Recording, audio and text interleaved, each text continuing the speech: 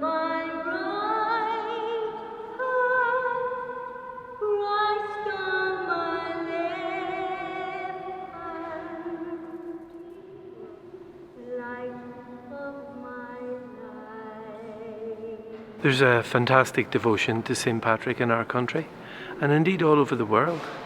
And this year I'm delighted that we're able to have this novena in the 9 Wednesdays leading up to St. Patrick's Day. Our hope is that we can recover the real sense of St. Patrick, which is brought out in his own writings, that man of faith with a deep devotion to the Trinity, who was able to speak the faith in very difficult times and be courageous missionary. Those are lessons for all of us today because, as you know, the faith is in decline, not just in Ireland, but in many parts of the world. But the faith can be strong if people have in their hearts the same kind of spirit and zeal that St. Patrick had, to be able to realize that Christ is protecting us. Christ surrounds us, as St. Patrick said, Christ before me, behind me, on my right, on my left, Christ all around me.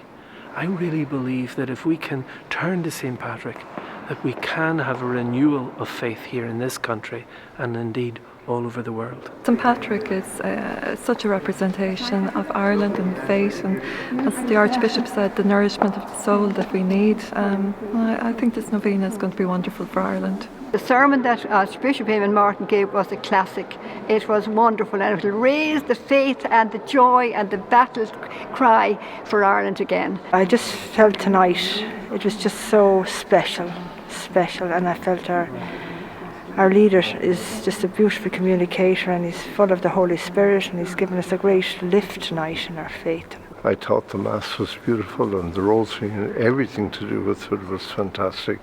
And the sermon given by the Archbishop really hit the nail on the head. You know he's a holy man when you hear him speak. St. Patrick, it's his breastplate as well. I love his prayer. And if we just took that to our hearts, we would never doubt for a second that Jesus the Son exists.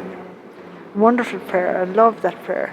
He's the essence of who we are, do you know what I mean? Like, he brought the faith, and if we haven't got faith, we have nothing really, in my opinion, you know. Important to follow St. Patrick and that he has done so much for Ireland in the past. So he has, and if we just have to get back to him and ask for him to come back to us and help us out through this whole novena. What the Archbishop, his homily about St. Patrick and his writings, and it's kind of refreshing it all. I've heard it before, but it's all coming back again. It was great to have a sort of a renewal, you know, and it's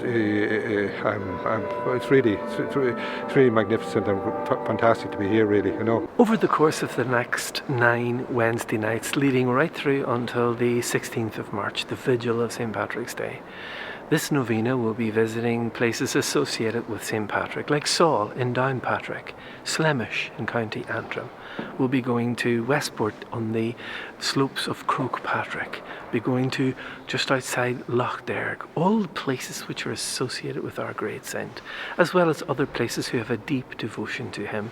And we invite people to join us just by tuning in, or even if you're not able to tune into the actual Mass and service and prayers, in your own hearts, every Wednesday night from now until the 16th of March. Please join your hearts with our hearts in prayer.